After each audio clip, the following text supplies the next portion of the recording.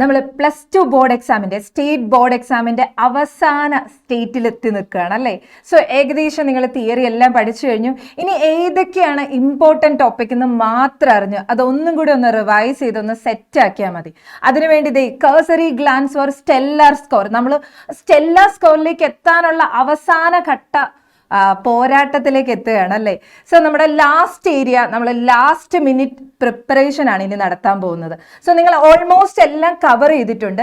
ഇതിൽ തന്നെ ഏറ്റവും ഇമ്പോർട്ടൻ്റ് ആയിട്ടുള്ള ടോപ്പിക്സ് ഏതാണ്? നമുക്കറിയാം, ഓൾമോസ്റ്റ് എക്സാംസിനെല്ലാം കുറേ വർഷങ്ങളിൽ റിപ്പീറ്റഡ്ലി ചോദിക്കുന്ന ചില ഏരിയാസ് ഉണ്ട്, അവരുടെ ചില ഫേവറേറ്റ് ഏരിയാസ് ഉണ്ട്.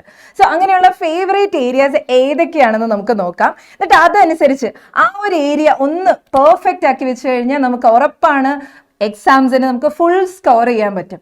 സോ ആ ഒരു സ്കോറിലേക്ക് എത്താനുള്ള നമ്മുടെ അവസാന ഘട്ട പ്രിപ്പറേഷനാണ് നമ്മളിപ്പോൾ ചെയ്യാൻ പോകുന്നത്. നിങ്ങൾക്ക് അറിയാം, ഫിസിക്സ് എല്ലാവർക്കും ഒരു പേടിയുണ്ടാവും, അയ്യോ എന്തൊക്കെ എത്ര പഠിച്ചിട്ടും എത്തുന്നില്ല. ഞാൻ പഠിച്ചപ്പോൾ എനിക്കൊരു എന്താ ഫീലിംഗ് എന്ന് പറഞ്ഞു കഴിഞ്ഞാൽ, എനിക്ക് എക്സാം എത്തിക്കഴിയുമ്പോൾ ഞാൻ പഠിച്ചൊന്നും എഴുതിയില്ലല്ലോ എന്നുള്ളൊരു ഫീലിംഗ് വരാറുണ്ട്. ബിക്കോസ് നമ്മൾ കുറേ പഠിക്കും, ക്വസ്റ്റ്യൻസ് കുറച്ചല്ലേ ചോദിക്കുകയുള്ളൂ, അതിൽ നിന്ന് എത്ര എഴുതിയുള്ളല്ലോ, ഇനിയും കുറേ എന്തൊക്കെയോ എഴുതാനുണ്ടല്ലോ എന്നൊരു തോന്നൽ വരും.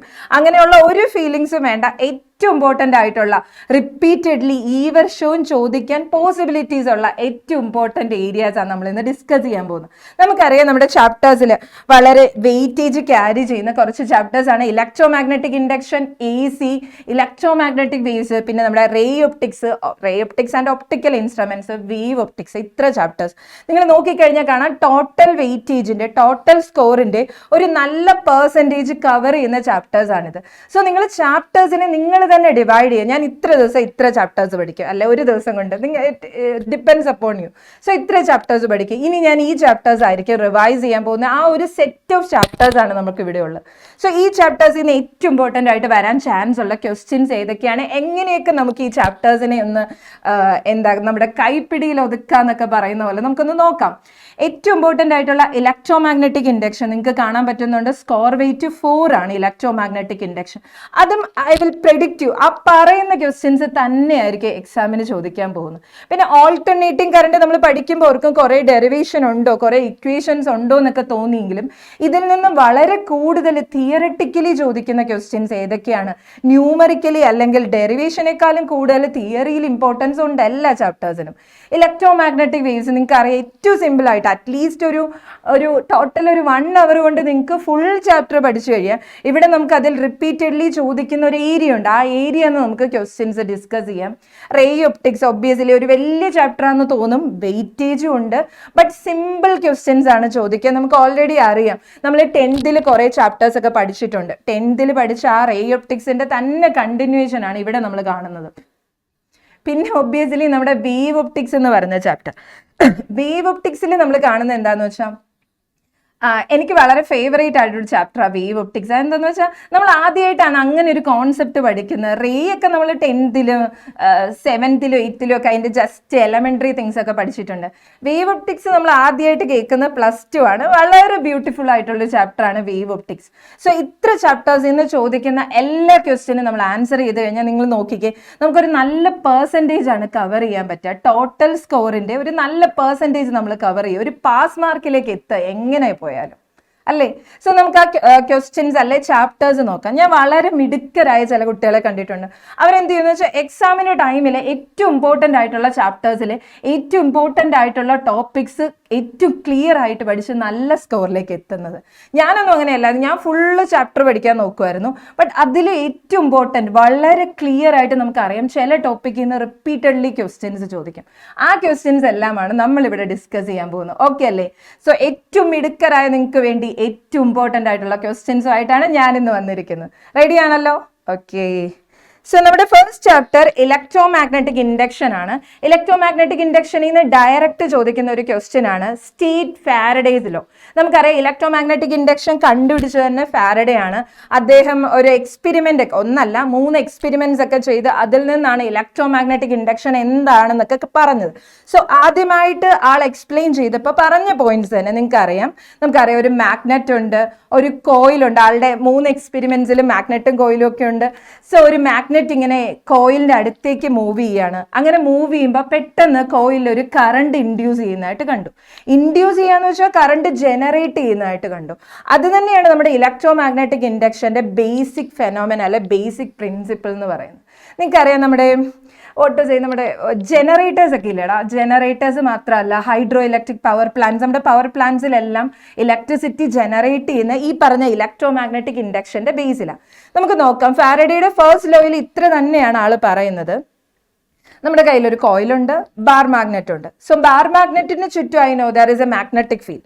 So when the bar magnet is move towards the coil, അടുത്തേക്ക് കൊണ്ടുവരുമ്പോൾ ആ ബാർ മാഗ്നറ്റിന് ചുറ്റുമുള്ള magnetic field lines or I can say magnetic flux, നമ്മൾ ഇലക്ട്രോസ്റ്റാറ്റിക്സ് പഠിച്ചിട്ടില്ലേ ഇലക്ട്രിക് ഫ്ലക്സ് എന്ന്, അതേപോലെ നമ്മുടെ മാഗ്നറ്റിസത്തിൽ പഠിക്കുന്ന അല്ലെങ്കിൽ ആ magnetic field lines per area വിളിക്കുന്ന പേരാണ് മാഗ്നറ്റിക് ഫ്ലക്സ്. ഈ പറഞ്ഞ മാഗ്നറ്റിക് ഫ്ലക്സിന് ചേഞ്ച് ഉണ്ടാവുകയും ആ ചേഞ്ച് കാരണം പെട്ടെന്ന് അവിടെ ഒരു കറണ്ട് ജനറേറ്റ് ചെയ്യുകയും ചെയ്യും.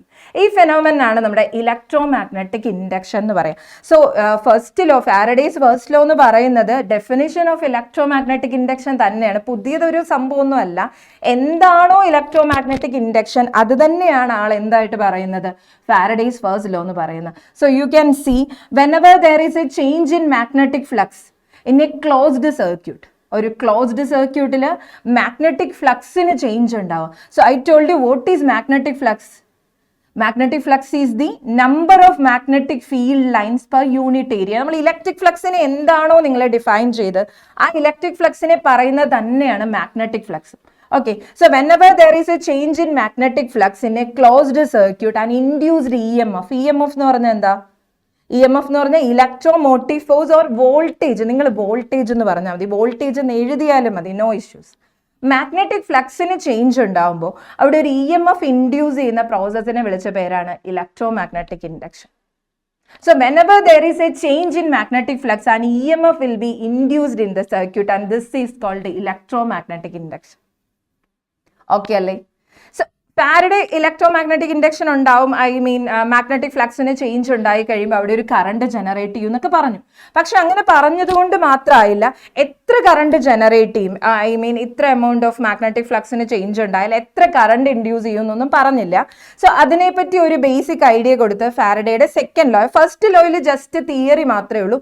നിങ്ങൾ അതിനി നിങ്ങൾക്ക് ഒട്ടും ബൈഹാർട്ട് പഠിക്കാൻ പറ്റില്ല, നിങ്ങൾ ആ വേർഡ്സിൽ തന്നെ എഴുതിക്കോ. മാഗ്നറ്റിക് ഫ്ലക്സിന് ചേഞ്ച് ഉണ്ടാകുമ്പോൾ EMF ഇൻഡ്യൂസ് ചെയ്യാണ്. So whenever there is a change in magnetic flux, EMF induce ചെയ്യുന്ന പ്രോസസ്സിനെ വിളിച്ച പേരാണ് ഇലക്ട്രോമാഗ്നറ്റിക് ഇൻഡക്ഷൻ. ഇത്രയൊക്കെ ആയപ്പോൾ ഫാരഡേക്ക് മനസ്സിലായി ഇനി കുറച്ച് ഈ ഉണ്ടാവുന്ന വോൾട്ടേജിന്റെ വാല്യൂം കൂടെ പറയണമെന്ന് മനസ്സിലായി. സോ അങ്ങനെ ആ വാല്യൂവിന് വേണ്ടി ആളൊരു സെക്കൻഡ് ലോ ഡിറൈവ് ചെയ്തു. ആ സെക്കൻഡ് ലോയിൽ പറയുന്നത് the magnitude of induced EMF is equal to rate of change of magnetic flux. Now you can see the equation.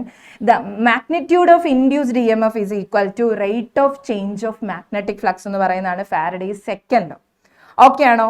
So ഫാരഡേയുടെ സെക്കൻഡ് ലോയിൽ ഇത്രേ പറയുന്നുള്ളൂ, ഇൻഡ്യൂസ്ഡ് EMFന്റെ മാഗ്നിറ്റ്യൂഡ്, അവിടെ ജനറേറ്റ് ചെയ്യുന്ന EMF അല്ലെ വോൾട്ടേജിന്റെ magnitude is equal to rate of change of magnetic flux എന്ന് പറഞ്ഞു. സോ യു ക്യാൻ സീ,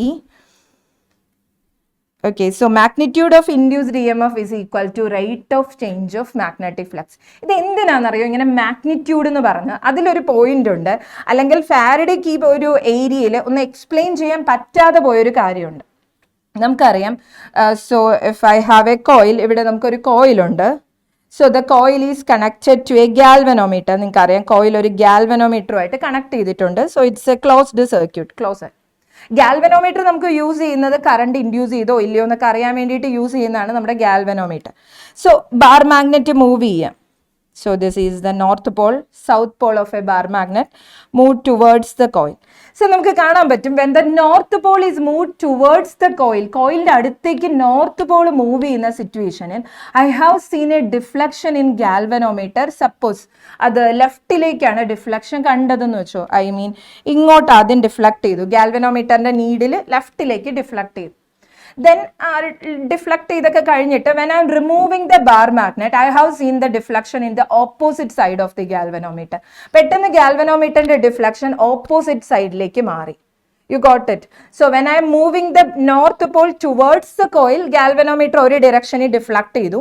ഇനി നമ്മളത് തിരിച്ച് വേറെ ഡിറക്ഷനിലേക്ക് മൂവ് ചെയ്യുന്ന സിറ്റുവേഷനിൽ നമുക്ക് മനസ്സിലായി ആ ഡിഫ്ലക്ഷൻ ഓപ്പോസിറ്റ് ഡിറക്ഷനിലാണെന്ന് കണ്ടു. സോ അങ്ങനെ ഡിഫ്ലക്ഷൻ ഉണ്ടാവുന്ന ചേഞ്ച് അല്ലെങ്കിൽ ആ ഡിഫ്ലക്ഷന് വന്ന ഡിറക്ഷന്റെ ചേഞ്ച് എക്സ്പ്ലെയിൻ ചെയ്യാൻ ഫാരഡേക്ക് ആ മൊമെന്റിൽ പറ്റിയില്ല. സോ അത് എക്സ്പ്ലെയിൻ ചെയ്തതാണ് ലെൻസസ് ലോ. ഈ രണ്ട് ലോസും മാറി മാറി എക്സാംസിന് ചോദിക്കുന്ന വളരെ സിമ്പിൾ ആയിട്ട് നിങ്ങൾക്ക് 2 മാർക്ക് കിട്ടുന്ന ഏറ്റവും സിമ്പിൾ ആയിട്ടുള്ള രണ്ട് ലോസ് ആണ് Faraday's law and Lenz's law. രണ്ടും ഒന്നിച്ച് ചോദിക്കാം, അല്ലെങ്കിൽ ഫാരഡേസ് ലോ ആണ് കഴിഞ്ഞ വർഷം, അതിന് മുന്നേ ലെൻസസ് ലോ, അങ്ങനെ മാറി മാറി ചോദിക്കാം. ഓക്കെ ആണോ? So Faraday's law states that first definition of electromagnetic induction, whenever there is a change in magnetic flux, EMF will be induced. Second law states that the magnitude of induced EMF is equal to rate of change of magnetic flux. അത്രയുള്ളൂ. Okay അല്ലേ? Yeah. ഇനി ഈ Faraday Lenz's law ആണ് നിങ്ങളിപ്പോൾ കാണുന്നത്. Okay. So നമ്മുടെ bar magnet ഇങ്ങനെ move ചെയ്യാണ് കോയിലിൻ്റെ അടുത്തേക്ക്. So you can see the galvanometer is deflecting positive, ഒരു സൈഡിലേക്ക് ഡിഫ്ലക്ട് ചെയ്തു. അത് തിരിച്ച് റിമൂവ് ചെയ്യുമ്പോൾ നോക്കി ഡിഫ്ലക്ഷൻ എങ്ങോട്ടാണ്. സോ ഇപ്പോൾ പോസിറ്റീവ്, തിരിച്ചെടുത്തപ്പോൾ പെട്ടെന്ന് നെഗറ്റീവിലേക്ക് വരുന്നുണ്ട്. ഓക്കെയാ? ഇത് നമുക്ക് എക്സ്പെരിമെൻ്റലി കാണാവുന്നതേ ഉള്ളൂ. ഇലക്ട്രോ മാഗ്നറ്റിക് ഇൻഡക്ഷനും എനിക്ക് പേഴ്സണലി ഇഷ്ടമാണ്. ബിക്കോസ് നമുക്ക് കുറേ കാര്യങ്ങൾ ഇങ്ങനെ കാണാൻ പറ്റുന്ന കാര്യങ്ങൾ, എക്സ്പെരിമെൻ്റലി വെരിഫൈ ചെയ്യാൻ പറ്റുന്ന ഫിസിക്സിൻ്റെ ചാപ്റ്റേഴ്സാണ് ഇതെല്ലാം. ഓക്കെ, ഫിസിക്സ് എല്ലാം അങ്ങനെയാണ് എന്നാലും. ഓക്കെ, സോ ലെൻസസ് ലോ ഇത്രേ പറയുന്നുള്ളൂ. ഫാരഡേസ് ലോ റോങ് ആണെന്നൊന്നും പറയുന്നില്ല. ഫാരഡേസ് ലോ ഓൾമോസ്റ്റ് കറക്റ്റ് ആയിരുന്നു. മാഗ്നിറ്റ്യൂഡ് എന്ന് പറഞ്ഞു കഴിഞ്ഞാൽ ഇറ്റ് ഈസ് ഫൈൻ. ഇനി ലെൻസ് പറഞ്ഞു, ഇത്ര ഒരു ചെറിയ കാര്യം മാത്രം ആൾ ചേഞ്ച് ചെയ്തു, ഇത്ര പറഞ്ഞുള്ളൂ. The polarity of induced EMF. ഇവിടെ ഇങ്ങനെ മാഗ്നറ്റിക് ഫ്ലക്സിന് ചേഞ്ച് ഉണ്ടായപ്പോൾ പ്രൊഡ്യൂസ് ചെയ്ത induced EMF, the polarity of induced EMF is such that it tends to produce an induced current and which opposes the change in magnetic flux എന്ന് പറഞ്ഞു. കേൾക്കുമ്പോൾ നല്ല രസമുണ്ടല്ലേ? അങ്ങനെ ഒന്നും നിങ്ങൾ പഠിക്കേണ്ട, ജസ്റ്റ് ആ മീനിങ് കിട്ടിയാൽ മതി. ഇവിടെ ഇൻഡ്യൂസ് ചെയ്യുന്ന EMF അല്ലെങ്കിൽ വോൾട്ടേജിന് ഒരു പൊളാരിറ്റി ഉണ്ട്. അത് പോസിറ്റീവ് ആകാം, നെഗറ്റീവ് ആകാം. That polarity depends upon the change in magnetic flux. Magnetic flux കൂടുവാണെങ്കിൽ ആ മാഗ്നറ്റിക് ഫ്ലക്സിനെ കുറയ്ക്കാനായിരിക്കും നമ്മുടെ ഇൻഡ്യൂസ്ഡ് EMF നോക്കുക. അതർവൈസ് മാഗ്നറ്റിക് ഫ്ലക്സ് ഡിക്രീസ് ചെയ്യുകയാണെങ്കിൽ ആ മാഗ്നറ്റിക് ഫ്ലക്സിനെ ഇൻക്രീസ് ചെയ്യാനായിരിക്കും നമ്മുടെ ഇൻഡ്യൂസ്ഡ് EMF ട്രൈ ചെയ്യുക. ഓക്കെ ആണോ? സോ നിങ്ങൾ ഇങ്ങനെ വിചാരിച്ച് നമ്മൾ എന്ത് കാര്യം ചെയ്താലും അതിനെ ഇങ്ങനെ ഒപ്പോസ് ചെയ്യുന്ന ഒരാൾ നിങ്ങളുടെ ലൈഫിൽ അങ്ങനെ ഒരാളുണ്ടോ? അതാണ് നമ്മുടെ ലെൻസസ് ലോ പറയുന്ന induced EMF. Whatever the change occurs in the magnetic flux, നമ്മുടെ induced EMF will opposes it, completely opposes it. Okay? So, induced EMF, the polarity of induced EMF is such that, induced EMF in the polarity is such that it tends to produce an induced current. Or EMF ഉണ്ടെങ്കിൽ closed circuit ആണെങ്കിൽ sure ആയിട്ടും there will be a current, an induced current ഉണ്ടായിരിക്കും. ഈ കറണ്ടിനെ നമ്മൾ വിളിക്കുന്ന പേര് induced voltage കാരണം generate ചെയ്ത കറണ്ടിനെ I can call as induced current. So this induced current will oppose the change in magnetic flux. So നിങ്ങൾ ഇത്ര ഓർത്താൽ മതി. Induced EMF, the polarity of induced EMF will produce an induced current and which opposes the change in magnetic flux. Induced EMFന് ഉണ്ടാവുന്ന അല്ലെ induced EMFന്റെ polarity such that it always opposes the change in magnetic flux. Magnetic flux increase ചെയ്യാണ്, induced EMF will try to oppose it. Magnetic flux decrease ചെയ്യാണ്, it will try to increase it. അത്രേ ഉള്ളൂ. കൂടുവാണ് magnetic flux കൂടുവാണ്, I will write here. Flux phi ആണ് നിങ്ങൾക്ക് അറിയാമല്ലോ, 5B എന്നൊക്കെ എഴുതാറുണ്ട്, ഇവിടെ 5 മതി. When magnetic flux increases, induced EMF will try to decrease it. Induced EMF will try to decrease it. Induced EMF will try to decrease it. ഈ ഒരു relation ഓർത്താൽ മതി, try to decrease it. So നിങ്ങളുടെ state exam ഒക്കെ വരുമ്പോഴേക്കും ഞാനിങ്ങനെ പറയുമ്പോൾ നിങ്ങൾ എന്ത് വിചാരിക്കുമെന്ന് എനിക്കറിയില്ല. എക്സാമിന് നമ്മൾ മര്യാദയ്ക്കൊന്ന് സ്കോർ ചെയ്താൽ നിങ്ങൾ ഇത്രയും കാലമൊക്കെ പഠിച്ചിട്ടുണ്ടെന്നുള്ളത് എനിക്കറിയാം. പക്ഷെ ഇനി ആയാലും നിങ്ങൾ നന്നായിട്ടൊന്ന് ശ്രമിച്ചു കഴിഞ്ഞാൽ നമുക്ക് നല്ലൊരു സ്കോറിലേക്ക് എത്താൻ പറ്റും. എന്താണ് എക്സാമിന് ഇപ്പോൾ സപ്പോസ് എന്നോട് ലെൻസസിലോ സ്റ്റേറ്റ് ലെൻസസിലോ അങ്ങനെയാണ് ക്വസ്റ്റ്യൻ ചോദിക്കുക. സോ ലെൻസസിലോടെ സ്റ്റേറ്റ്മെന്റ് നമ്മളിപ്പോൾ എഴുതുന്നു, polarity of induced EMF is such that it tends to produce an induced current. അല്ലെങ്കിൽ നിങ്ങൾ ഇതെല്ലാം മറന്നുപോയാൽ by words you can write induced EMF എന്ന് വെച്ചാൽ ഫുൾ മാർക്ക് കിട്ടൂല എങ്കിലും you can write. Okay, so polarity of induced EMF is such that it tends to produce an induced current, ഒരു induced current generate ചെയ്യുന്നു. And this induced current will opposes the change in magnetic flux. Okay, so majority നിങ്ങൾക്ക് by words ഒക്കെ എഴുതി കഴിഞ്ഞാൽ കിട്ടും. Induced EMF epsilon equal to -d∅/dt. ഈ minus എവിടെ നിന്നാണ് വന്നത്? നമ്മൾ പറഞ്ഞു, പൊളാരിറ്റി പറഞ്ഞു. സോ ഈ ഇക്വേഷനോട് എഴുതുക. ഓക്കെ, ഇമ്പോർട്ടൻ്റ് ആണ്. And also I can say Lenz's law base conservation of energy. നിങ്ങൾ ഇതിനി ഈ ചാപ്റ്ററിലല്ല, ഒരുപാട് ചാപ്റ്റേഴ്സിൽ നമ്മളോട് ഇങ്ങനെ ക്വസ്റ്റ്യൻസ് ചോദിക്കും. It obeys conservation of charge ആണോ എനർജി ആണോ? Kirchhoff's rule obeys conservation of charge, second ആണ് കൺസർവേഷൻ ഓഫ് എനർജി എന്നൊക്കെ പറഞ്ഞ് നമ്മൾ കുറേ ചാപ്റ്റേഴ്സിൽ ഇത് പഠിക്കും. ഇങ്ങനെ കൺഫ്യൂസ്ഡ് ആവാതിരിക്കാൻ നിങ്ങൾ ഓർത്താൽ മതി, ലെൻസസ് ലോ അല്ലേ, ലെൻസസ് ലോ ഒരു ഉണ്ട്. So it obeys conservation of energy. Confused ആവാതിരിക്കാൻ വേണ്ടി പറഞ്ഞ, ബിക്കോസ് എല്ലാ ചാപ്റ്ററിലും തന്നെ കൺസർവേഷൻ എന്ന് പറഞ്ഞു വരും. വേവ് ഒപ്റ്റിക്സിലുണ്ട്, കുറേ ചാപ്റ്റേഴ്സിലുണ്ട്. സോ അങ്ങനെ വരുമ്പോഴേക്കും നിങ്ങൾ ഓർത്താൽ മതി, Lenz's law anyway obeys conservation of എനർജിയാണ്. ഓക്കെ അല്ലേ? യെസ്. ഓക്കെ, ഇനി അതേപോലെ ഈ ചാപ്റ്ററിൽ നിന്ന് ഏറ്റവും ഇമ്പോർട്ടൻ്റ് ആയിട്ട് ക്വസ്റ്റ്യൻസ് റിപ്പീറ്റഡ്ലി ചോദിക്കുന്നതാണ് സെൽഫ് ഇൻഡക്ടൻസ് എന്ന് പറഞ്ഞൊരു ഏരിയ. സെൽഫ് ഇൻഡക്ടൻസ് എന്ന് പറഞ്ഞാൽ ആ പേരിൽ നിന്ന് തന്നെ നമുക്കറിയാം, സെൽഫിഷ്നെസ് എന്നൊക്കെ നമ്മൾ പറയുന്ന പോലെ സെൽഫ് ഇൻഡക്ടൻസ് എന്ന് പറഞ്ഞാൽ ഇവിടെ ഒരേ ഒരു കോയിലേ ഉള്ളൂ. ആ കോയിലുണ്ടാവുന്ന കറണ്ടിന്റെ ചേഞ്ചസ് കാരണം അതേ കോയിലിൽ തന്നെ ഒരു EMF ഇൻഡ്യൂസ് ചെയ്യുകയാണെങ്കിൽ അതിനെ എനിക്ക് സെൽഫ് ഇൻഡക്ടൻസ് എന്ന് വിളിക്കാം. ഐ റിപ്പീറ്റ്, എൻ്റെ കയ്യിലൊരു കോയിലുണ്ട്. So I have a coil. ഇതൊരു കോയിലാണ്. ഓക്കെ, സോ ഈ കോയിൽ നമ്മളൊരു സെല്ല് കണക്ട് ചെയ്തിട്ടുണ്ട്, ഒരു കീ കണക്ട് ചെയ്തിട്ടുണ്ട്. Okay, so this is a key. എല്ലാ സർക്യൂട്ട് ഇപ്പൊ സെൽഫ് ഇൻഡക്ടൻസ് ചോദിക്കുക, നിങ്ങൾക്ക് എനിവേ ഫിസിക്സിനൊക്കെ ടൈം കിട്ടും. എക്സാം എഴുതാൻ ടൈം കിട്ടാതിരിക്കുന്ന ഒരു സിറ്റുവേഷനെ പറ്റി എനിക്ക് തോന്നുന്നില്ല. സോ ടൈം കിട്ടുവാണെങ്കിൽ നിങ്ങൾ എല്ലാ ക്വസ്റ്റിൻ്റെയും കൂടെ ഫിസിക്സിൻ്റെയൊക്കെ കേസിൽ അത് റിലേറ്റഡ് ആയ എന്തെങ്കിലും ഒരു ഗ്രാഫോ ഫിഗറോ ഇക്വേഷനോ ഉണ്ടെങ്കിൽ അത് ഉറപ്പായിട്ടും മെൻഷൻ ചെയ്യാൻ നോക്കുക. ഈവൻ ഈ ക്വസ്റ്റ്യനിൽ അവർ പറയുന്നില്ല, അത് വരയ്ക്കാനൊന്നും പറയുന്നില്ലെങ്കിൽ പോലും അതൊന്ന് വരച്ചോ. നമ്മൾ എന്തായാലും പഠിച്ചതല്ലേ. ഞാൻ ആദ്യം നിങ്ങളോട് സ്റ്റാർട്ട് ചെയ്തപ്പോൾ പറഞ്ഞില്ലേ, എനിക്ക് ആദ്യമൊക്കെ ഫിസിക്സിൻ്റെ എക്സാം എഴുതുമ്പോൾ എപ്പോഴും തോന്നുന്ന ഒരു ഫീലിംഗ്, അയ്യോ ഞാൻ പഠിച്ചതല്ല, എഴുതാൻ പറ്റിയില്ലല്ലോ എന്നുള്ളൊരു തോന്നലായിരുന്നു. സോ പിന്നെ ഞാൻ ആ ഒരു ഫീലിംഗ് അവോയ്ഡ് ചെയ്യാൻ വേണ്ടി എനിക്ക് എന്താണോ ആ ക്വസ്റ്റ്യൻ റിലേറ്റഡ് ആയിട്ട് അറിയാവുന്ന ആ പോയിന്റും കൂടെ എഴുതാൻ തുടങ്ങി. സോ നിങ്ങൾ വിശ്വസിക്കില്ല, നമ്മുടെ സ്കോർ നന്നായിട്ട് ഇൻക്രീസ് ചെയ്യും. ഓക്കെ, സോ നമ്മളങ്ങനെ എഴുതുമ്പോൾ ഈവൻ ടീച്ചറിന് ഒരു അരമാർക്ക് കട്ട് ചെയ്യണമെന്നുണ്ടെങ്കിലും പോട്ടെ, ഈ കൊച്ചിനെല്ലാം അറിയാം, ഇത്രയൊക്കെ എഴുതിയതല്ലേ എന്ന് ഓർത്ത് അങ്ങനെ സ്കോർ ചെയ്യും. സ്കോർ വാങ്ങിക്കുക എന്നുള്ളത് ശരിക്കും ഒരു സ്കില്ലാണ്. നമ്മൾ എത്ര പഠിച്ചു എന്നുള്ളതല്ല, നമുക്ക് എങ്ങനെ സ്കോർ ചെയ്യാൻ പറ്റും എന്നുള്ളതും വളരെ ഇമ്പോർട്ടൻ്റ് ആണ്.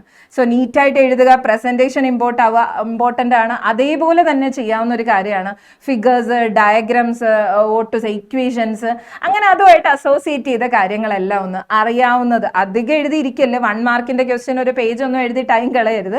എങ്കിലും നിങ്ങൾക്ക് അറിയാവുന്ന, ഇപ്പൊ ലെൻസസ് ലോ ചോദിക്കുകയാണ്, so you can write it obeys conservation of energy. നമുക്ക് വലിയ ടൈം ഒന്നും നഷ്ടം വരില്ല അങ്ങനെ എഴുതിയാൽ, റൈറ്റ്? ഓക്കെ, സോ നമ്മുടെ സെൽഫ് ഇൻഡക്ടൻസ് ആണ്. സെൽഫ് ഇൻഡക്ടൻസിൽ ഐ ഹാവ് എ കോയിൽ, ഒരു കീ ഉണ്ട്, ഒരു സെല്ലുണ്ട് അല്ലേ, കണക്ട് ചെയ്തിട്ടുണ്ട്. സോ കറണ്ട് പാസ് ചെയ്തുകൊണ്ടിരിക്കുക. Normally when I am closing the key current ഈ സർക്കുലേറ്റിംഗ്. അങ്ങനെ കറണ്ട് നോർമലി പാസ് ചെയ്യുക, വേറെ പ്രശ്നമൊന്നുമില്ല, ഇൻഡ്യൂസ്ഡ് EMF ഒന്നുമില്ല. Okay, so I know when current is passing through a coil, ഒരു സോളിനോയിഡോ whatever ഒരു കോയിലിലൂടെ ഒരു കണ്ടക്ടറിലൂടെ കറണ്ട് പാസ് ചെയ്യുമ്പോൾ a magnetic field will be generated. So ഈ ഏരിയയിൽ around the coil there will be a magnetic field. ഇവിടെ ഒരു magnetic field generate ചെയ്തിട്ടുണ്ട്. So അങ്ങനെ നിൽക്കുമ്പോൾ പെട്ടെന്ന് ഞാൻ ആ കീ അങ്ങ് ഓഫ് ചെയ്തു. So key off ചെയ്യുമ്പോൾ I can say current in the coil decreases. So I will write, so when I am key off ചെയ്തപ്പോൾ I can say current in the coil decrease ചെയ്ത് current last 0 ആയി. Current 0 ആവുന്ന സിറ്റുവേഷനിൽ നമുക്ക് പറയാൻ പറ്റും current 0 ആയി കഴിഞ്ഞാൽ മാഗ്നറ്റിക് ഫീൽഡും 0 ആയി. സോ കറണ്ട് ഡിക്രീസ് ചെയ്യുമ്പോൾ I can say മാഗ്നറ്റിക് ഫീൽഡും ഡിക്രീസ് ചെയ്യും. മാഗ്നറ്റിക് ഫീൽഡ് ഡിക്രീസ് ചെയ്താൽ നിങ്ങൾക്കറിയാം മാഗ്നറ്റിക് ഫ്ലക്സും ഡിക്രീസ് ചെയ്യും. മാഗ്നറ്റിക് ഫ്ലക്സിന്റെ ഇക്വേഷൻ എന്തായിരുന്നു? ഞാനിങ്ങനെ മാഗ്നറ്റിക് ഫ്ലക്സ് എന്ന് കുറേ നേരമായിട്ട് പറയുന്നു. മാഗ്നറ്റിക് ഫ്ലക്സിന്റെ ഇക്വേഷൻ എന്താ? phi is equal to B dot A. Magnetic flux is equal to B dot A. നിങ്ങൾ ഇലക്ട്രിക് ഫ്ലക്സിന്റെ ഇക്വേഷൻ പഠിച്ചിട്ടില്ലേ? ഇലക്ട്രിക് ഫ്ലക്സ് പഠിച്ചിട്ടുണ്ടെങ്കിൽ മാഗ്നറ്റിക് ഫ്ലക്സ് പഠിക്കണ്ട, ബിക്കോസ് ആ സെയിം തന്നെയാണ്. Electric flux phi is equal to E dot A ആണെങ്കിൽ, അല്ലെങ്കിൽ നിങ്ങൾ E dot ds എന്നാണ് എഴുതുന്നതെങ്കിൽ, ഇവിടെ magnetic flux is equal to B dot integral B dot dA or B dot A എന്ന് എഴുതിയാൽ മതി. Clear? Okay. So magnetic field change ആകുമ്പോൾ magnetic field decrease ചെയ്താൽ I can say magnetic flux will also decreases. ഇനി അങ്ങനെ ഫ്ലക്സിന് change ഉണ്ടാവുന്ന situation you have to be careful. ഫ്ലക്സിന് ചേഞ്ച് ഉണ്ടാവുമ്പോൾ നമ്മുടെ ആര് വരികയാണ്? ലെൻസസിലോ വരികയാണ്. Whenever there is a change in flux, flux എവിടെ ചേഞ്ച് ആയാലും and E M F will be induced in the circuit. E M F epsilon എന്ന് എഴുതുന്ന ഇ എം എഫ് ആണ്. അങ്ങനെ ഒരു ഇ എം എഫ് ഇൻഡ്യൂസ് ചെയ്തു. ഇ എം എഫ് ഇൻഡ്യൂസ് ചെയ്യുമ്പോൾ എനിക്ക് പറയാൻ പറ്റും ഒരു സർക്യൂട്ടിൽ ഇ എം എഫ് ഇൻഡ്യൂസ് ചെയ്തു, ഓക്കെ ഫൈൻ. സോ ഇവിടെ ഇലക്ട്രോ മാഗ്നറ്റിക് ഇൻഡക്ഷൻ നടന്നിട്ടുണ്ടെന്ന് പറയും, ഫൈൻ, ഓക്കെ. പക്ഷെ ഇ എം എഫിന്റെ ഡിറക്ഷൻ പറയണമെങ്കിൽ ലെൻസസിലോ തന്നെ വേണം അല്ലേ? സോ ലെൻസസിലോ പറയുകയാണ് ഇവിടെ മാഗ്നറ്റിക് ഫ്ലക്സ് ഡിക്രീസ് ചെയ്യുകയാണെങ്കിൽ can you tell me induced E M F എങ്ങനെയായിരിക്കും? കൂടുവോ കുറയോ? ഫ്ലക്സ് ഡിക്രീസ് ചെയ്താൽ induced E M F will try to increase it. Induced E M F ഈ ഫ്ലക്സിനെ കൂട്ടാനായിട്ട് നോക്കും, ഇൻക്രീസ് ചെയ്യാനായിട്ട് നോക്കും. അങ്ങനെ ഒരു കോയിലിൽ ആ കോയിലിലെ കറണ്ടിന്റെ ചേഞ്ചസ് കാരണം അതേ കോയിലിൽ തന്നെ ഇ എം എഫ് ഇൻഡ്യൂസ് ചെയ്യുന്ന ആ പ്രോസസ്സിനെ നമുക്ക് എന്ത് വിളിക്കാം? സെൽഫ് ഇൻഡക്ടൻസ് എന്ന് വിളിക്കാം. എൻ്റെ കയ്യിൽ ഒറ്റ കോയിലേ ഉള്ളൂ, ആ കോയിലിൽ കറണ്ട് പാസ് ചെയ്യുന്നതോ ആ കോയിലിൽ തന്നെ, ആ ഇ എം എഫ് ഇൻഡ്യൂസ് ചെയ്യുന്നതോ അതേ കോയിലിൽ തന്നെ.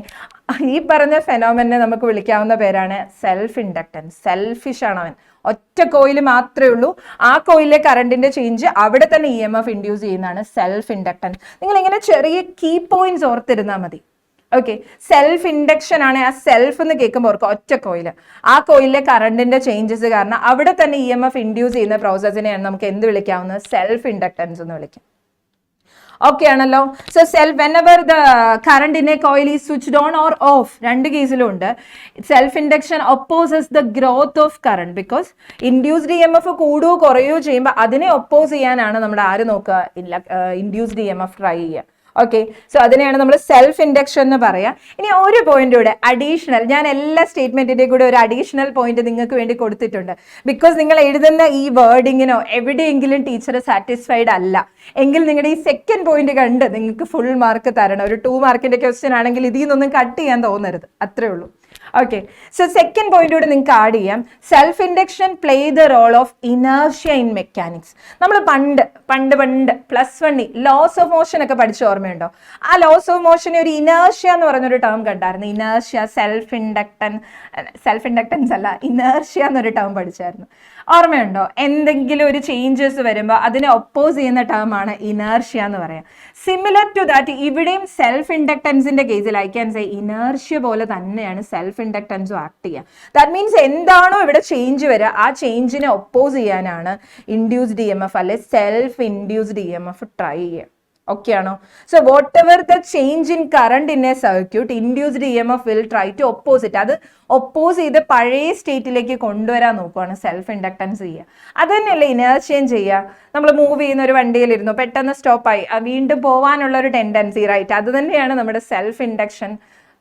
ഈ ഇലക്ട്രിസിറ്റിയിൽ അല്ലെങ്കിൽ നമുക്ക് പറയാൻ പറ്റും ഇലക്ട്രിക്കൽ സർക്യൂട്ടിൽ ഇനേർഷ്യയാണ് സെൽഫ് ഇൻഡക്ടൻസ് എന്ന് പറയാം.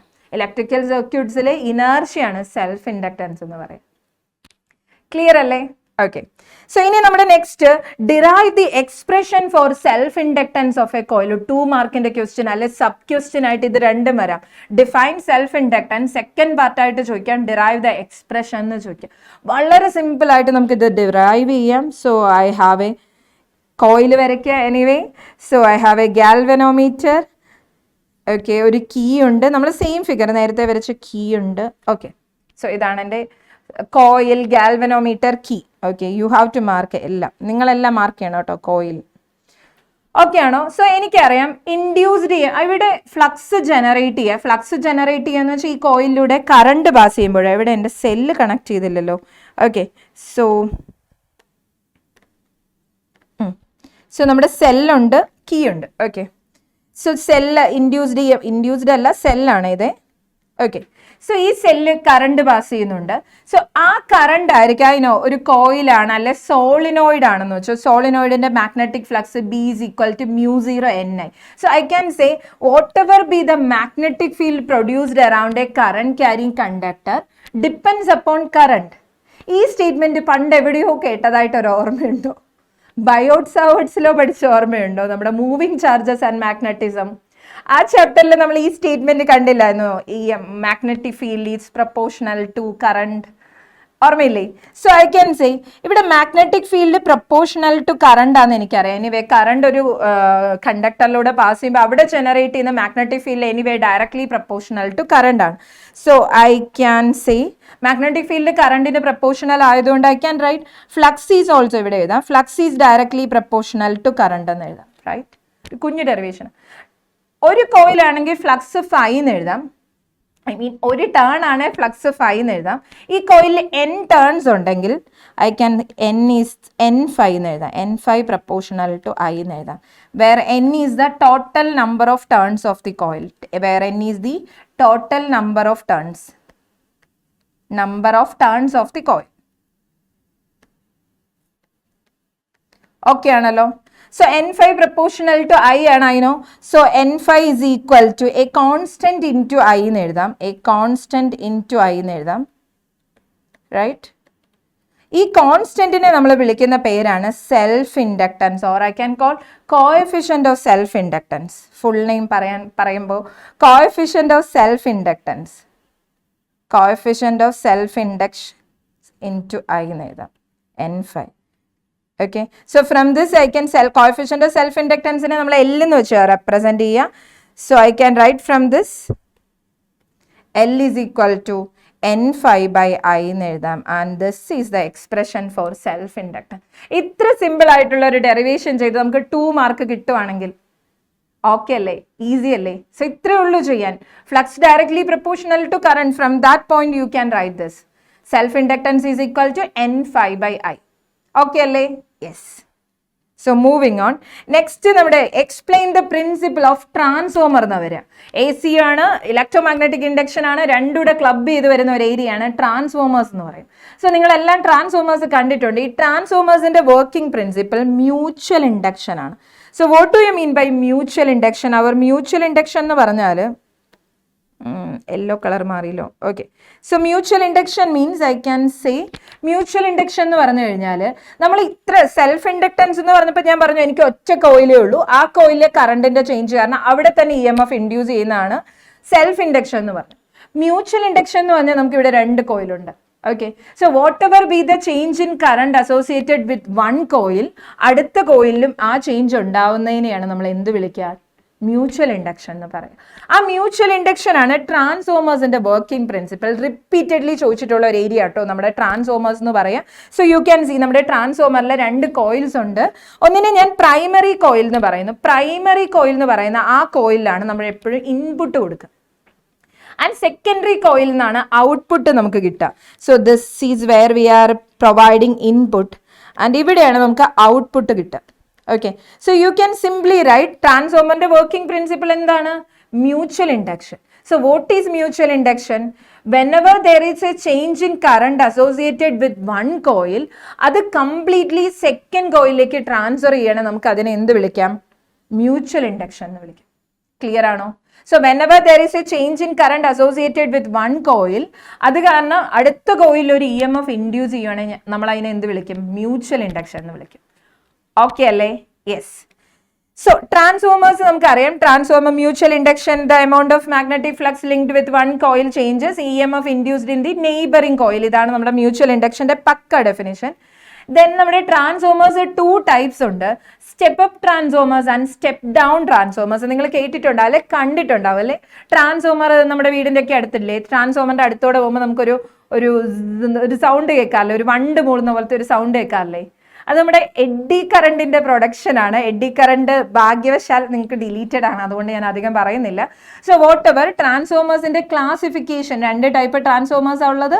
Step up transformers and step down transformer. ഇതും വളരെ ഈസി ആയിട്ട് ആ പേരിൽ നിന്ന് തന്നെ നമുക്കൊരു ഐഡിയ കിട്ടും. സ്റ്റെപ്പ് അപ്പ് ട്രാൻസ്ഫോമേഴ്സ് എന്ന് പറഞ്ഞു കഴിഞ്ഞാൽ ഈ ട്രാൻസ്ഫോമറിന്റെ കേസിൽ അപ്പ് എന്ന് പറഞ്ഞാൽ എന്താ? കൂടുകയാണ്. റൈറ്റ്. സോ ഇൻഡ്യൂസ്ഡ് EMF അല്ലെങ്കിൽ EMF voltage, EMF or voltage increase ചെയ്യുന്ന ഒരു ട്രാൻസ്ഫോമറിനെയാണ് ഞാൻ സ്റ്റെപ്പ് അപ്പ് ട്രാൻസ്ഫോമേഴ്സ് വിളിക്കുക. സോ ഒരു ട്രാൻസ്ഫോമറിലെ വോൾട്ടേജിന്റെ വാല്യൂ കൂടുവാണെന്ന് വെച്ചു, കൂട്ടുവാണെന്ന് വെച്ചു. സോ അങ്ങനത്തെ ട്രാൻസ്ഫോമേഴ്സിനെ നമുക്ക് സ്റ്റെപ്പ് അപ്പ് ട്രാൻസ്ഫോമേഴ്സ് എന്നും EMFന്റെ വാല്യൂ ഡിക്രീസ് ചെയ്യണതിനെ സ്റ്റെപ്പ് ഡൗൺ ട്രാൻസ്ഫോമേഴ്സ് എന്ന് വിളിക്കാം. So transformers I can classify basically into 2 categories. എന്തൊക്കെയായിരുന്നു? ഒന്ന് നമ്മുടെ step up transformer. Step up transformer എന്ന് പറഞ്ഞാൽ എന്തായിരുന്നു? വോൾട്ടേജ് ഇൻക്രീസ് ചെയ്യുന്ന ട്രാൻസ്ഫോമേഴ്സിനെയാണ് സ്റ്റെപ്പ് അപ്പ് ട്രാൻസ്ഫോമേഴ്സ് എന്ന് പറയാം. വോൾട്ടേജ് ഡിക്രീസ് ചെയ്യുന്ന ട്രാൻസ്ഫോമേഴ്സിനെ സ്റ്റെപ്പ് ഡൗൺ ട്രാൻസ്ഫോമേഴ്സ് എന്നും പറയും. ഓക്കെ അല്ലേ? യെസ്. ഇനി എങ്ങനെയാണ് ഇവരുടെ കാറ്റഗറൈസേഷൻ അല്ലെ എന്തൊക്കെയാണെന്ന് നമുക്ക് നോക്കാം. സ്റ്റെപ്പ് അപ്പ് ട്രാൻസ്ഫോമറിന്റെ കേസിൽ നമുക്കറിയാം 2 ട്രാൻസ്ഫോമേഴ്സ് ഉണ്ട്, step down and step up. Step up transformer എന്ന് പറഞ്ഞാൽ നമ്മൾ എന്തെന്ന് പറഞ്ഞു? സ്റ്റെപ്പ് അപ്പ് ആണ്. സോ വോൾട്ടേജ് ഇൻക്രീസ് ചെയ്യാം. So it increases the voltage. So I will write here increases the voltage. Increases the voltage. Increases the voltage ആണ് step up transformers എന്ന് പറയും. സ്റ്റെപ്പ് ഡൗൺ ആണെങ്കിലോ decreases the voltage. Decreases the voltage. So നിങ്ങൾക്ക് പറയാൻ പറ്റുമോ? ഈ primary എന്ന് പറഞ്ഞാൽ I told U input provide ചെയ്യുന്ന കോയിലിനെ പ്രൈമറി കോയിൽ എന്ന് പറയാം. ഔട്ട്പുട്ട് റിസീവ് ചെയ്യുന്ന ട്രാൻസ്ഫോമർ അല്ല കോയിലിനെയാണ് എന്ത് വിളിക്കുക? സെക്കൻഡറി കോയിൽ എന്ന് പറയാം. So we can say step up ട്രാൻസ്ഫോമറിന്റെ കേസിൽ ഔട്ട്പുട്ട് വോൾട്ടേജ് കൂടുതലാണെങ്കിൽ I can say voltage in the സെക്കൻഡറിയിലെ വോൾട്ടേജ് എങ്ങനെയായിരിക്കും? Greater than voltage at primary ആയിരിക്കും. You got it? And also step down ട്രാൻസ്ഫോമറിന്റെ കേസിൽ പ്രൈമറിയാണ് നമ്മുടെ ഇൻപുട്ട് വോൾട്ടേജ് കൂടുതലും സെക്കൻഡറി വോൾട്ടേജ് കുറവുമായിരിക്കും. You got it? Step up എന്ന് പറഞ്ഞു കഴിഞ്ഞാൽ വോൾട്ടേജ് കൂട്ടുക, വോൾട്ടേജ് അപ്പ് ചെയ്യുക. സോ ആ വോൾട്ടേജ് അപ്പ് ചെയ്യുക മീൻസ് ഇൻ സെക്കൻഡറിയിൽ കൂടുതൽ വോൾട്ടേജ് കിട്ടും. So voltage in secondary is greater than voltage in primary ആണെങ്കിൽ step up transformer. Step down ആണെങ്കിലോ voltage in primary is greater than voltage in secondary ആണെങ്കിൽ step down transformer. So ഒന്ന് പഠിച്ചാൽ മതി. Okay, I mean step up clear ആണെങ്കിൽ പിന്നെ step down അത് നേരെ തിരിച്ചെഴുതിയാൽ മതിയല്ലോ. ഇങ്ങനെ ഇവരുടെ ഡിഫറൻഷിയേറ്റ് എന്നായിരിക്കും ഒരു ക്വസ്റ്റ്യൻ ചോദിക്കാൻ. നോർമലി അങ്ങനെയാണ് ചോദിക്കാറുള്ളത്. ഓക്കെ, സോ കറണ്ടിൻ നമുക്കറിയാം. ഈ ട്രാൻസ്ഫോമറിന്റെ കേസിൽ നമുക്കൊരു ട്രാൻസ്ഫോമറിന്റെ ഒരു ഇക്വേഷൻ ഉണ്ട്, നിങ്ങൾക്ക് അറിയാമായിരിക്കും. ട്രാൻസ്ഫോമറിന്റെ ഇക്വേഷൻ 100% എഫിഷ്യന്റ് ആയ ഒരു ട്രാൻസ്ഫോമർ ആണ്. I can write VS/VP is equal to VS എന്താ? Voltage at secondary divided by voltage at primary is equal to NS divided by NP.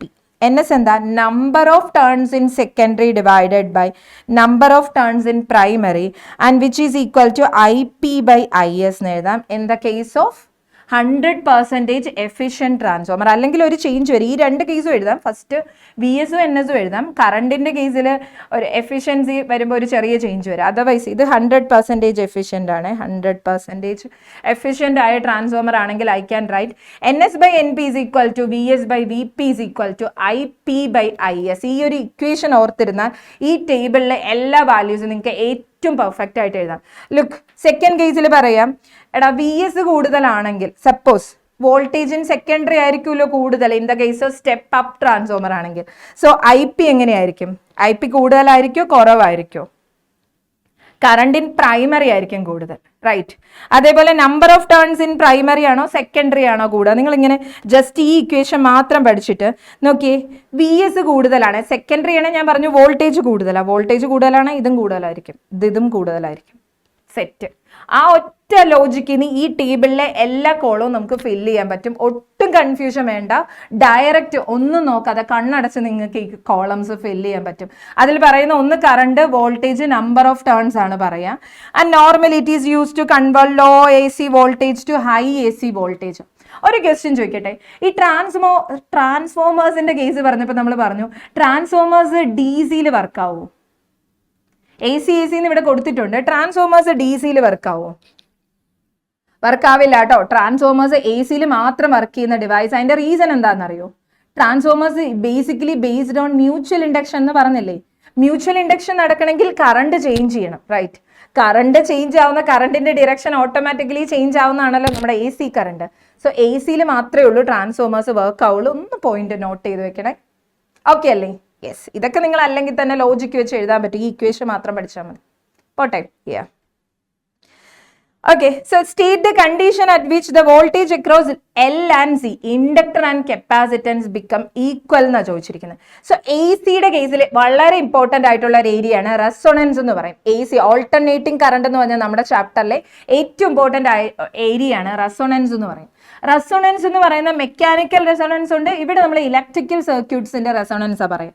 So അങ്ങനെ ഇലക്ട്രിക്കൽ സർക്യൂട്ടിന്റെ റെസൊണൻസിന്റെ കേസിൽ എനിക്ക് പറയാൻ പറ്റും വോൾട്ടേജ് അക്രോസ് ഇവർ ക്വസ്റ്റ്യൻ ചോദിച്ചിരിക്കുന്ന state the condition at which voltage across L and C become equal എന്ന് പറയാം.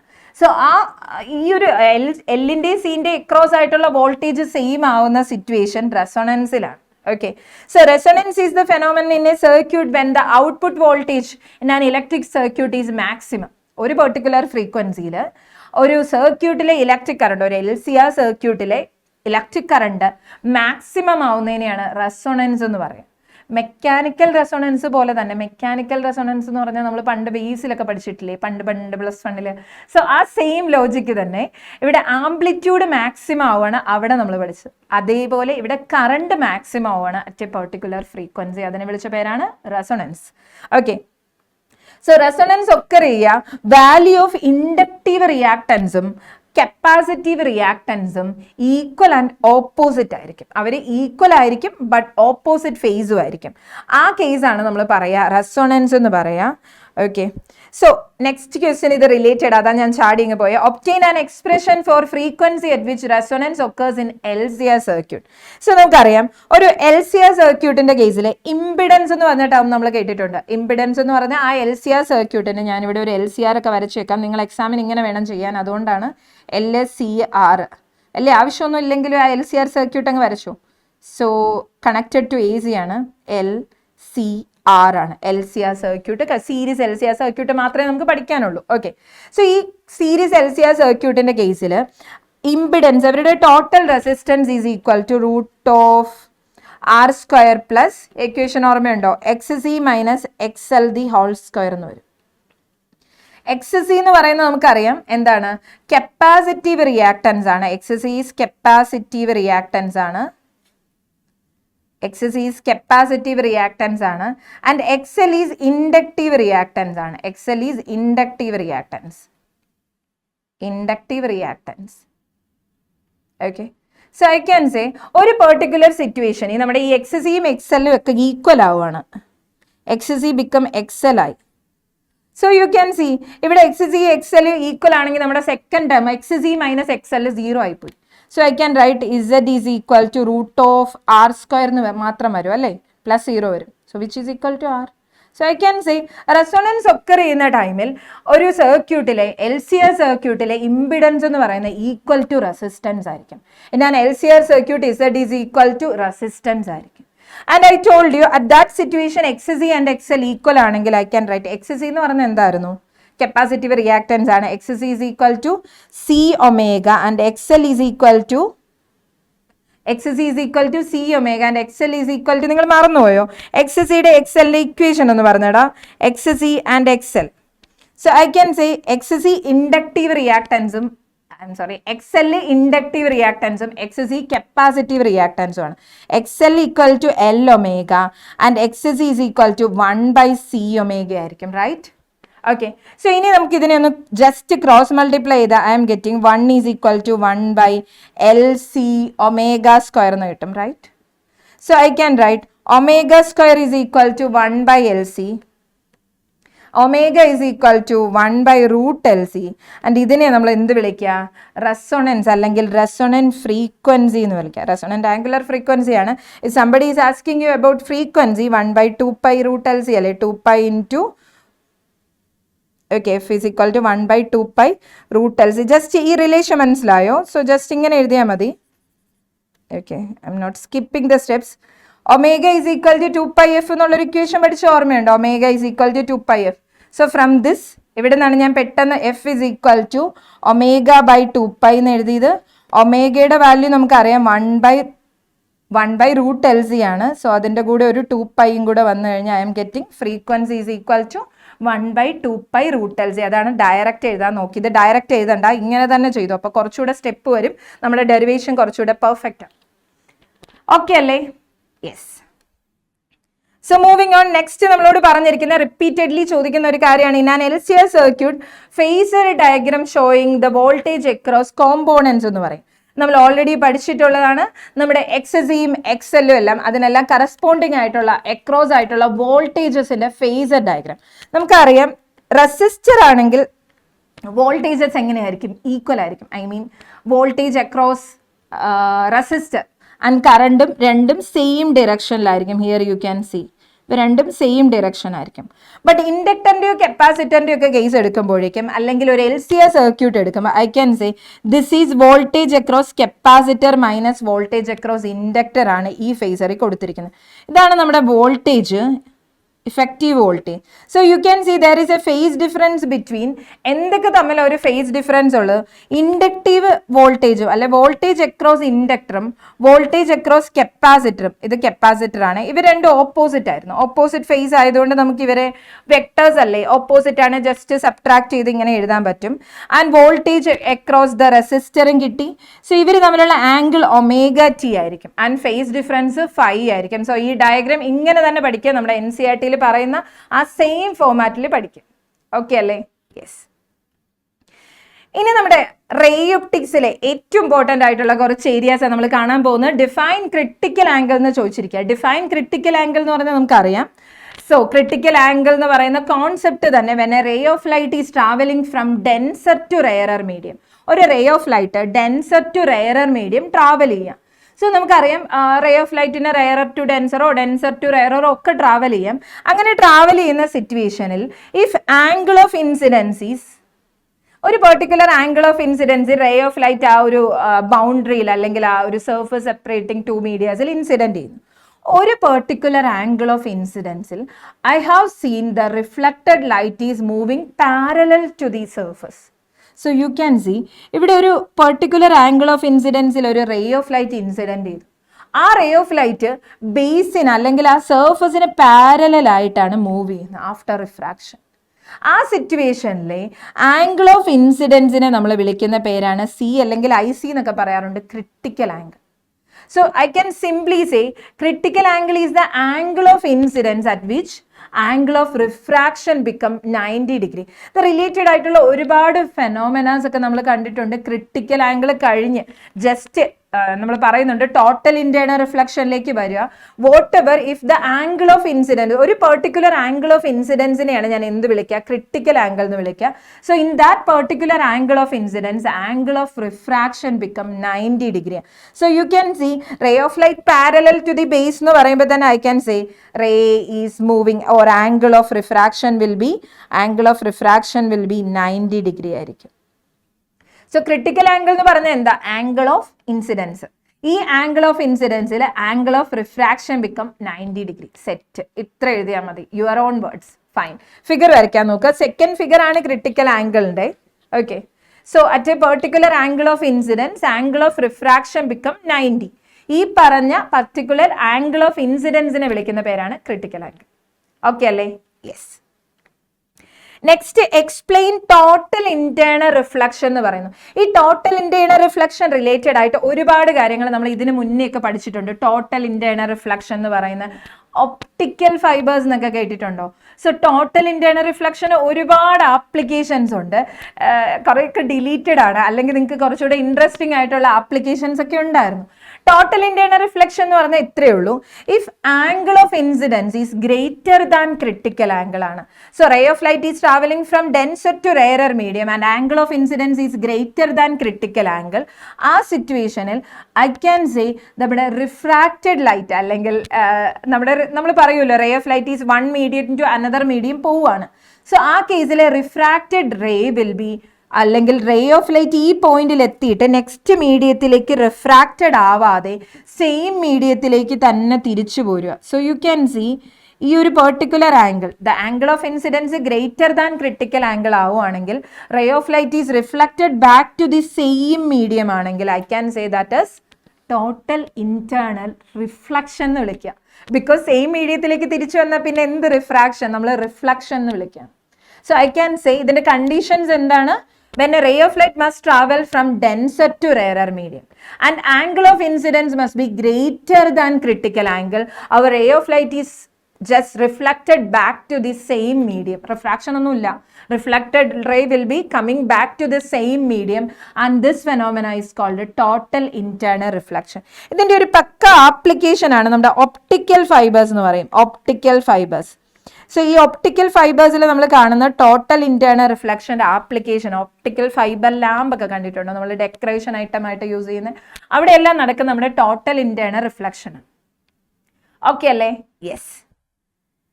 സോ നെക്സ്റ്റ് അതേപോലെ നമ്മളോട് വളരെ ഇമ്പോർട്ടൻ്റ് ആയിട്ട് റേ ഒപ്റ്റിക്സ് എന്ന് ചോദിക്കുന്ന ഒരു ഏരിയയാണ് പ്രിസത്തിന്റെ പ്രിസം റിഫ്രാക്ഷൻ റിലേറ്റഡ്.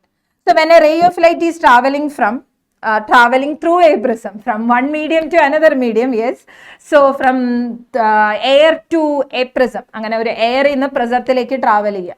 സോ ഈ കേസിൽ നമുക്കറിയാം ഇൻസിഡന്റ് റേയുടെ സെയിം ഡിറക്ഷനിലായിരിക്കില്ല എനിവേ ആംഗിൾ ഓഫ് എമർജൻസ് എന്ന് പറയാം.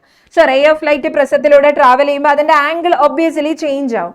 അങ്ങനെ ചേഞ്ച് ആവുമ്പോൾ I can say angle of deviation അല്ലെങ്കിൽ ആംഗിൾ ഓഫ് മിനിമം ഡീവിയേഷൻ എന്ന് പറഞ്ഞാൽ ആംഗിൾ ഓഫ് ഡീവിയേഷൻ എന്താന്ന് പറയാം, ഇൻസിഡന്റ് റേയുടെ ഡിറക്ഷനും പ്രിസം ഇല്ലായിരുന്നെങ്കിൽ ഇൻസിഡന്റ് റേ മൂവ് ചെയ്യുന്ന direction. So that is the direction given here. ആ ടിക്ഡ് ആരോ നോക്കിയേ. സോ അതെന്താ പറയാ, ഇൻസിഡന്റ് റേയുടെ ഡിറക്ഷൻ, പ്രിസം ഒന്നും ഇല്ലായിരുന്നെങ്കിൽ ഇൻസിഡന്റ് റേ ആ പാത്തിൽ മൂവ് ചെയ്തേനെ. സോ ഇൻസിഡന്റ് റേയുടെ ഡിറക്ഷനും എമർജന്റ് റേയുടെ ഡിറക്ഷനും തമ്മിലുള്ള ആംഗിളിനെയാണ് ആംഗിൾ ഓഫ് ഡീവിയേഷൻ എന്ന് പറയാം. So simply it is the angle of deviation is the angle between incident ray and emergent ray when light passing through a prism. And light passing through a prism, incident റേയും emergent റേയും തമ്മിലുള്ള ആംഗിളിനെ angle of deviation എന്ന് പറയും. ഈ angle ഏറ്റവും minimum ആവുന്ന സിറ്റുവേഷനെ ആംഗിൾ ഓഫ് മിനിമം ഡീവിയേഷൻ എന്ന് പറയും. Simple. So angle of minimum deviation or angle of deviation is the angle between direction of incident ray and emergent ray. സോ ഈ ആംഗിളുടെ ഈ ഡീവിയേഷന്റെ ഏറ്റവും കുഞ്ഞു വാല്യൂവിനെ വിളിക്കുന്ന പേരാണ് angle of minimum deviation. Set അല്ലേ? യാ. സോ ഇനി ഇതൊരു അഡീഷണൽ പോയിന്റ്. ഇങ്ങനെ ഒരു ക്വസ്റ്റ്യൻ ചോദിച്ചാൽ നിങ്ങൾക്ക് ഈ ഗ്രാഫ് കൂടെ ഒന്ന് വരയ്ക്കാം. അതായത് ആംഗിൾ ഓഫ് ഡീവിയേഷനും ആംഗിൾ ഓഫ് ഇൻസിഡൻസോടെ നമ്മളൊരു ഗ്രാഫ് വരയ്ക്കുമ്പോൾ ഒരു ഓൾമോസ്റ്റ് ഈ ഒരു ഷേപ്പിലായിരിക്കും ഗ്രാഫ് കിട്ടുക. ഈ ഗ്രാഫിലെ ഏറ്റവും മിനിമം വാല്യൂവിനെ മാർക്ക് ചെയ്തിട്ട് എഴുതുക. That is the angle of minimum deviation. Angle of ഇൻസിഡൻസിന്റെ ആംഗിൾ ഓഫ് ഡീവിയേഷനോടെ ഒരു ഗ്രാഫ് പ്ലോട്ട് ചെയ്യുന്നു. ആ ഗ്രാഫിലെ ആംഗിൾ ഓഫ് ഡീവിയേഷന്റെ ഏറ്റവും ഒരു കുഞ്ഞു വാല്യൂ, ആംഗിൾ ഓഫ് ഡീവിയേഷൻ ഒരു പെർട്ടിക്കുലർ വാല്യൂ എത്തിക്കഴിഞ്ഞ് പിന്നെ അത് കുറയുമല്ല, കൂടുവാണ്. So that minimum value I am calling as angle of minimum deviation. Okay അല്ലേ? Yes. Next state laws of refraction എന്ന് പറയുന്നുണ്ട്. ഇത് ഞാൻ പറയണോ? നമ്മൾ ഓൾറെഡി പഠിച്ചിട്ടുള്ളതല്ലേ, 10th വരെ പഠിച്ചിട്ടുള്ള, ബട്ട് +2 ചോദിച്ചിട്ടുണ്ട്. So law of refraction states that എന്താ പറയാ, so when a ray of രണ്ട് ലോസ് നമ്മൾ ബേസിക്കലി പറയാം. ഫസ്റ്റ് ലോ ഇത്രയേ ഉള്ളൂ, incident ray, refracted ray and normal lies on the same plain.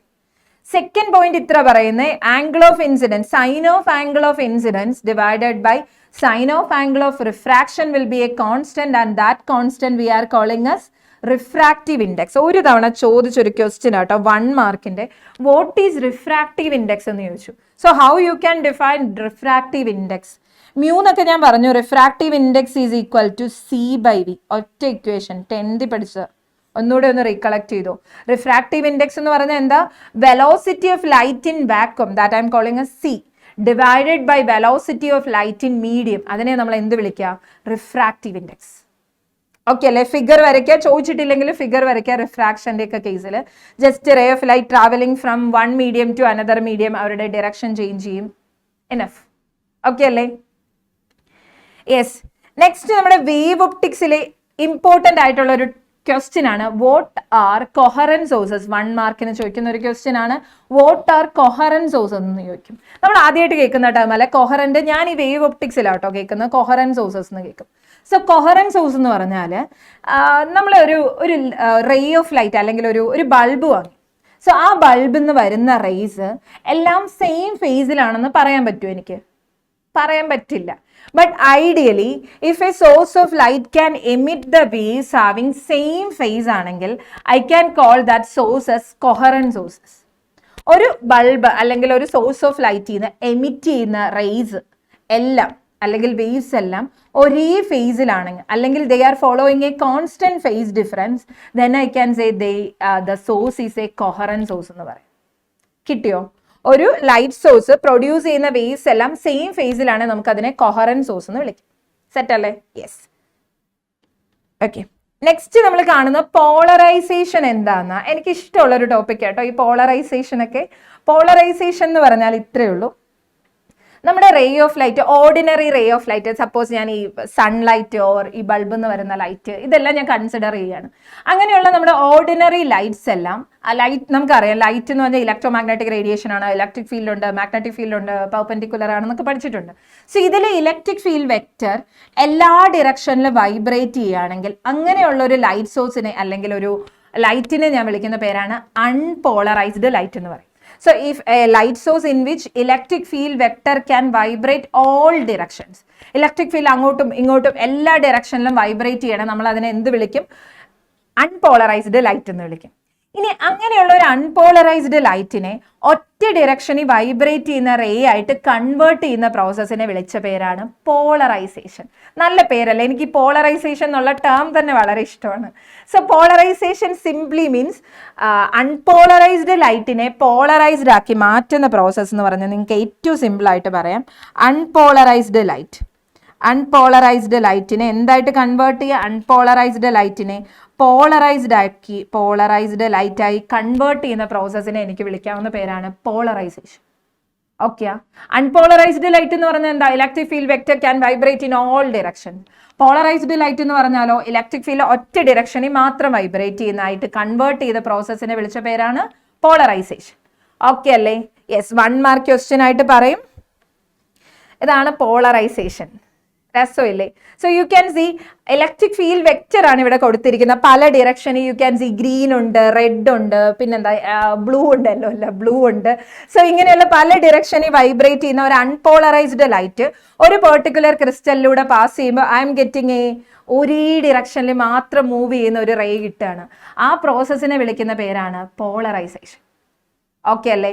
Yes, രസമല്ലേ അനിമേഷനൊക്കെ? പോളറൈസേഷൻ നല്ലതാണ്. നമ്മുടെ പോളറൈസ്ഡ് സൺഗ്ലാസസ് എന്നൊക്കെ കേട്ടിട്ടുണ്ടോ?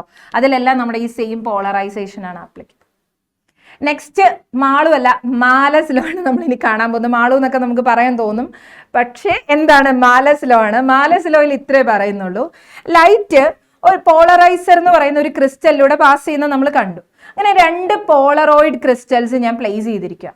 സോ ലൈറ്റ് ഒരു പോളറോയിഡ് ക്രിസ്റ്റൽ ഇൻസിഡന്റ് ചെയ്ത് അത് നെക്സ്റ്റ് അതിൽ നിന്ന് കമ്മിങ് ഔട്ട് ആകുമ്പോൾ ഇന്റൻസിറ്റിക്ക് ഒരു വേരിയേഷൻ വരും. ആ ഇന്റൻസിറ്റി റിലേഷനെ പറ്റി പറയുന്നതാണ് Malus law. So I can simply say Malus law is giving the idea about the intensity of light coming out of an analyzer. Okay. So intensity of analyzer എന്ന് പറഞ്ഞ ഒരു പോളറോയിഡ് ക്രിസ്റ്റൽ തന്നെയാണ്, polarised light produce ചെയ്യുന്ന ഒരു crystal തന്നെയാണ്. So it just convert the polarized light into unpolarized light into polarized light. So അങ്ങനെ വരുമ്പോൾ അതിൻ്റെ ഇൻറ്റൻസിറ്റിക്ക് വേരിയേഷൻ വരും. That variation in intensity I is equal to I0 cos square തീറ്റയാണ്. ഈ തീറ്റ എന്ന് പറയുന്നത് U can C 2 Polaroid crystals വെച്ചിട്ടുണ്ട്.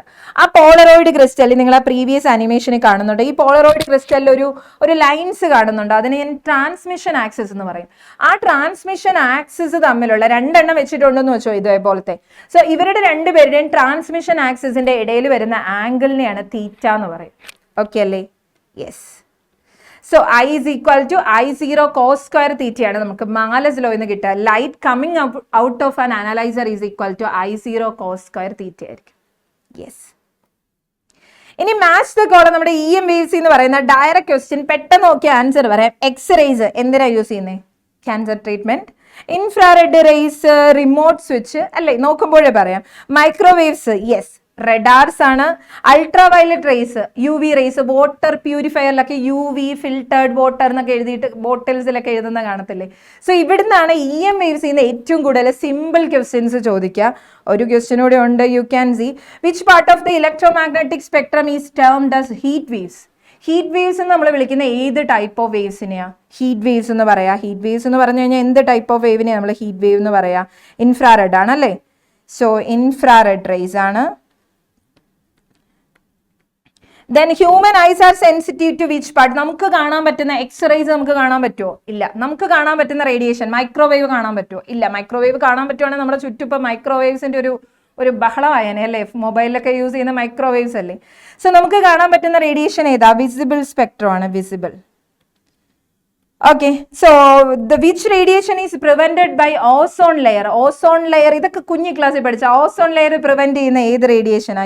UV radiation. Ozone depletion is caused by which gas? Ozone depletion നടത്തുന്ന ഏത് ഗ്യാസ്? അയ്യോ, ഇതൊക്കെ നമ്മൾ 7th-ലോ 8th-ലോ പഠിച്ചിട്ടുണ്ട്. ഫ്രിയോൺ ഗ്യാസ് എന്നൊക്കെ പറഞ്ഞ് പഠിച്ചിട്ടില്ലേ? ആ ഒരു ഏരിയയിൽ നിന്ന് വരെ ക്വസ്റ്റ്യൻസ് ചോദിക്കുന്നുണ്ട് സിമ്പിൾ ആയിട്ട്. ഓക്കെ അല്ലേ? യെസ്. ഇനി നമ്മുടെ വേവ് ഒപ്റ്റിക്സിൽ നിന്നുള്ള ഒരു ഹേഗൻസ് പ്രിൻസിപ്പിൾ പറയുന്നുണ്ട്. ഹേഗൻസ് പ്രിൻസിപ്പിൾ ഇത്ര മാത്രമേ പറയുന്നുള്ളൂ.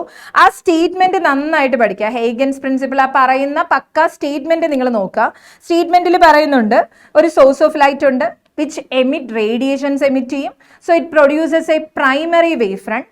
ആ പ്രൈമറി വേവ് ഫ്രണ്ടിന്റെ each and every point will produce secondary വേവ്ലെറ്റ്സ്.